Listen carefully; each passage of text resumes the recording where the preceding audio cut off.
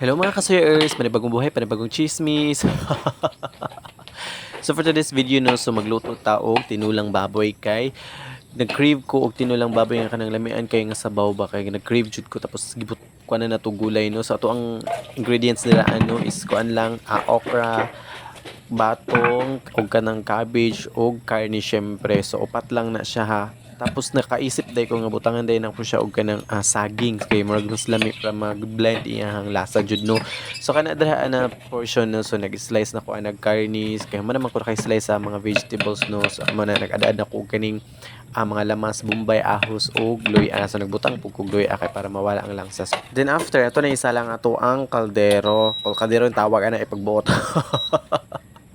So naman siya sa magpainit sa taog tubig. Syempre magpainit ang tubig tapos butangan day na to, ibutang day na to ato ang mga lamas og asin og mga seasoning pampalasa. So ato po na siyang after ana istakluban jud nato na siya no. Para magbukal. So ako na po siyang gilunod dira ang karne og ang kining saging. Kaya para mas maluto gid siya no. So money so nagbukal na siya. So dali ra kaayo no.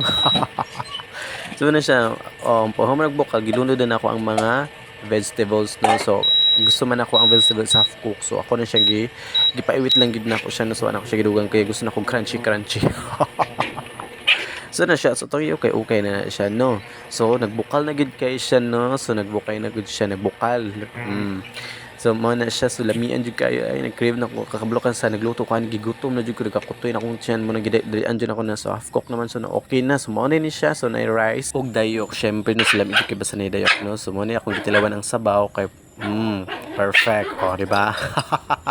So mo na nagkaon ako ano no. So for this video no, sa diri ang takuto, bye bye.